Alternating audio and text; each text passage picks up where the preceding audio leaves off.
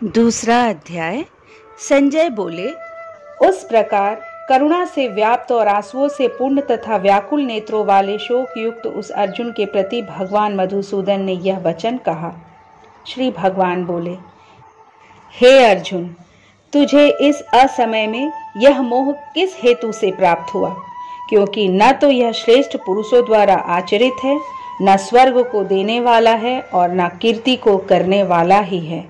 इसलिए हे अर्जुन, नपुंसकता को मत प्राप्त हो, तुझ में यह उचित नहीं जान पड़ती। हे परंतप, हृदय की तुच्छ दुर्बलता को त्याग कर युद्ध के लिए खड़ा हो जा। अर्जुन बोले, हे मधुसूदन, मैं रणभूमि में किस प्रकार बाणों से भीष्म पितामह और द्रोणाचार्य के विरुद्ध लड़ूंगा? क्योंकि हे अरिसूदन, वे दोनों ही पूजनीय हैं। इसलिए इन महानुभाव गुरुजनों को न मारकर मैं इस लोक में भिक्षा का अन्न भी खाना कल्याणकारक समझता हूँ, क्योंकि गुरुजनों को मारकर भी इस लोक में रुधिर से सने हुए अर्थ और काम रूप भोगों को ही तो भोगूंगा। यह हम भी नहीं जानते कि हमारे लिए युद्ध करना और न करना, इन दोनों में से कौन सा श्रेष्ठ है, अथवा यह भी नहीं जानते कि उन्हें हम जीतेंगे या हमको वे जीतेंगे। और जिनको मारकर हम जीना भी नहीं चाहते, वे ही हमारे आत्मी धृतराष्ट्र के पुत्र हमारे मुकाबले में खड़े हैं। इसलिए कायरता रूप दोष से उपहत हुए स्वभाव वाला तथा धर्म के विषय में मोहित चित्त हुआ मैं आपसे पूछता हूँ कि जो साधन निश्चित कल्याणकारक हो वह मेरे लिए कहिए, क्योंकि मैं आपका शिष्य हूँ। इसलिए आपके शरण मुझे शिक्षा दीजिए। क्योंकि भूमि में निष्कंटक धन धान्य संपन्न राज्य को और देवताओं के स्वामी पने को प्राप्त होकर भी मैं उस उपाय को नहीं देखता हूँ जो मेरी इंद्रियों को सुखाने वाले शोक को दूर कर सके। संजय बोले, हे राजन, निद्रा को जीतने वाले अर्जुन अंतर्यामी श्री कृष्ण महाराज के प्रति इस प्रकार कहकर फिर श्री गोविंद भगवान से युद्ध नहीं करूंगा, यह स्पष्ट कहकर चुप हो गए। हे भरतवंशी धृतराष्ट्र, अंतर्यामी श्री कृष्ण महाराज दोनों सेनाओं के बीच में शोक करते हुए उस अर्जुन को हंसते हुए से यह वचन बोले। श्री भगवान बोले, हे अर्जुन, तू ना शोक करने योग्य मनुष्यों के लिए शोक करता है और पंडितों के से वचनों को कहता है, परंतु जिनके प्राण चले गए हैं उनके लिए और जिनके प्राण नहीं गए हैं उनके लिए भी पंडित जन शोक नहीं करते। न तो ऐसा ही है कि मैं किसी काल में नहीं था, तू नहीं था, अथवा ये राजा लोग नहीं थे, और न ऐसा ही है इससे आगे हम सब नहीं रहेंगे। जैसे जीव आत्मा की इस देह में बालकपन, जवानी और वृद्धावस्था होती है, वैसे ही अन्य शरीर की प्राप्ति होती है। उस विषय में धीर पुरुष मोहित नहीं होता। हे कुंती पुत्र, सर्दी गर्मी और सुख दुख को देने वाले इंद्रिय और विषयों के संयोग तो उत्पत्ति विनाशशील और अनित्य है। इसलिए हे भारत, उनको तू सहन कर, क्योंकि हे पुरुष श्रेष्ठ, दुख सुख को समान समझने वाले जिस धीर पुरुष को ये इंद्रिय और विषयों के संयोग व्याकुल नहीं करते, वह मोक्ष के योग्य होता है। असत वस्तु की तो सत्ता नहीं है और सत का अभाव नहीं है। इस प्रकार इन दोनों का ही तत्वज्ञानी पुरुषों द्वारा देखा गया है। नाश रहित तो तू उसको जान जिससे यह संपूर्ण जगत दृश्य वर्ग व्याप्त है। इस अविनाशी का विनाश करने में कोई भी समर्थ नहीं है। इस नाश रहित अप्रमेय नित्य स्वरूप जीवात्मा के ये सब शरीर नाशवान कहे गए हैं। इसलिए हे भरतवंशी अर्जुन, तू युद्ध कर।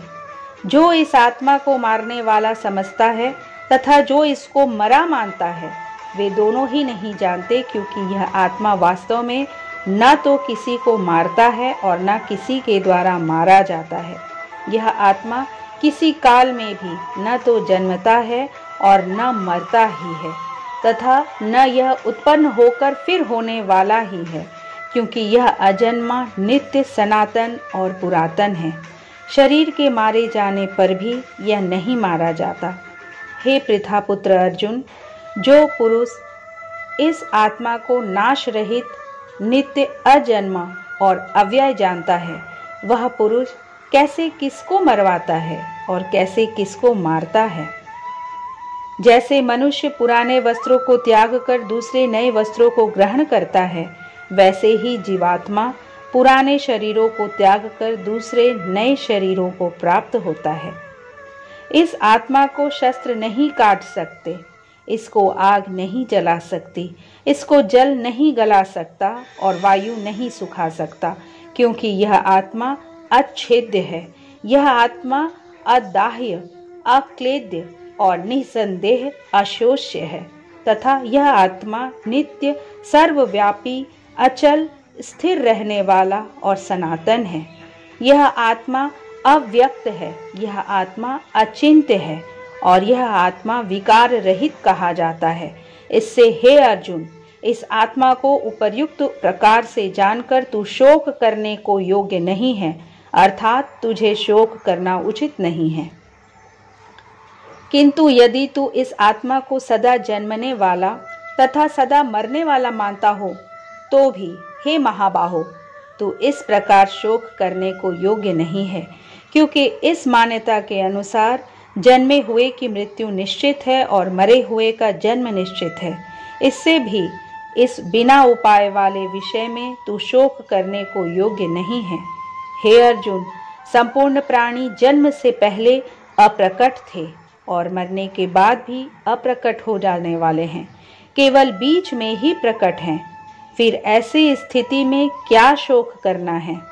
कोई एक महापुरुष ही इस आत्मा को आश्चर्य की भांति देखता है और वैसे ही दूसरा कोई महापुरुष ही इसके तत्व का आश्चर्य की भांति वर्णन करता है तथा दूसरा कोई अधिकारी पुरुष ही इसे आश्चर्य की भांति सुनता है और कोई तो सुनकर भी इसको नहीं जानता।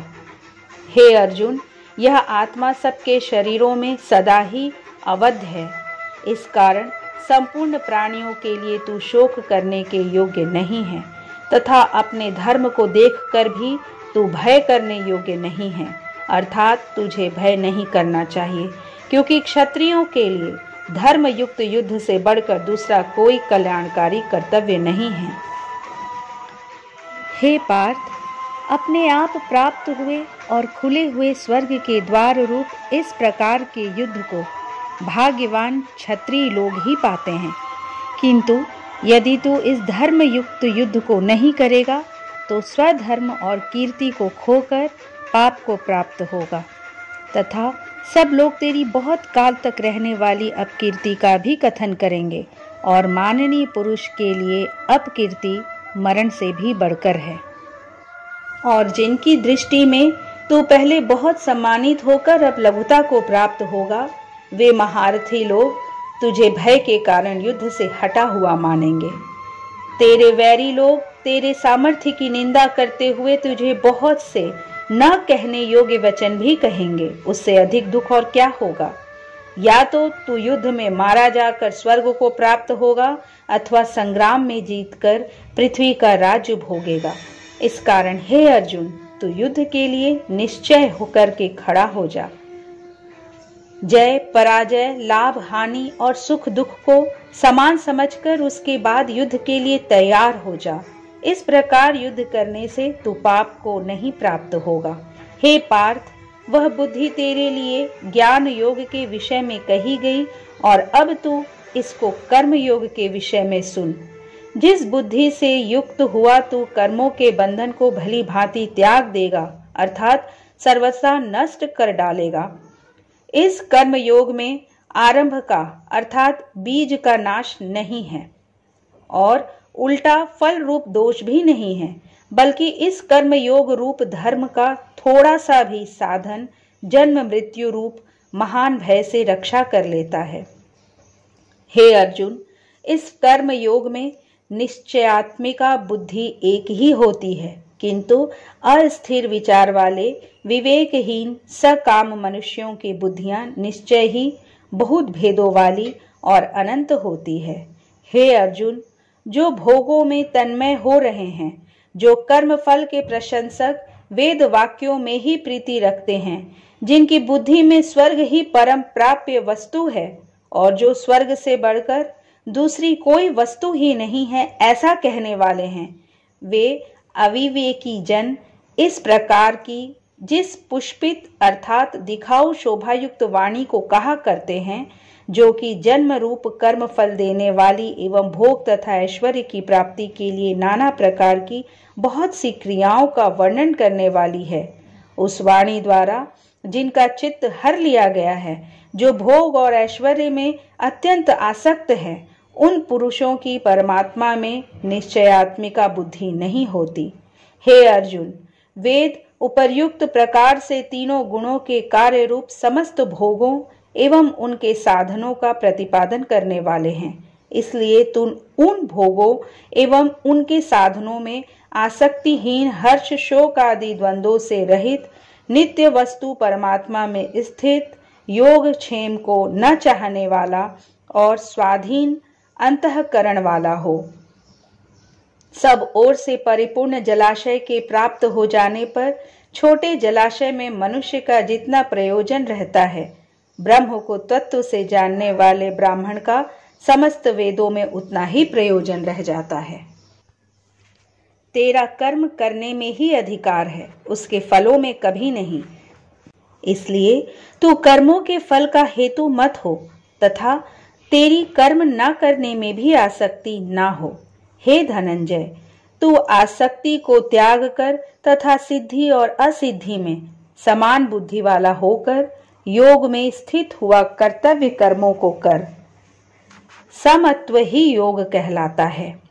इस समत्व रूप बुद्धि योग से सकाम कर्म अत्यंत ही निम्न श्रेणी का है। इसलिए हे धनंजय, तू सम बुद्धि में ही रक्षा का उपाय ढूंढ, अर्थात बुद्धि योग का ही आश्रय ग्रहण कर, क्योंकि फल के हेतु बनने वाले अत्यंत दीन हैं।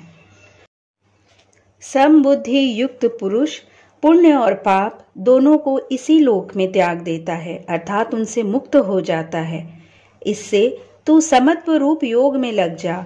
यह समत्व रूप योग ही कर्मों में कुशलता है, अर्थात कर्म बंधन से छूटने का उपाय है।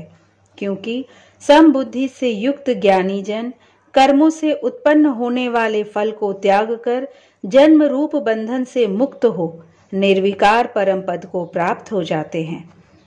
जिस काल में तेरी बुद्धि मोह रूप दलदल को भली भांति पार कर जाएगी, उस समय तू सुने हुए और सुनने में आने वाले इस लोक और परलोक संबंधी सभी भोगों से वैराग्य को प्राप्त हो जाएगा। भांति भांति के वचनों को सुनने से विचलित हुई तेरी बुद्धि जब परमात्मा में अचल और स्थिर ठहर जाएगी, तब तू योग को प्राप्त हो जाएगा, अर्थात तेरा परमात्मा से नित्य संयोग हो जाएगा। अर्जुन बोले, हे केशव, समाधि में स्थित परमात्मा को प्राप्त हुए स्थिर बुद्धि पुरुष का क्या लक्षण है? वह स्थिर बुद्धि पुरुष कैसे बोलता है, कैसे बैठता है और कैसे चलता है?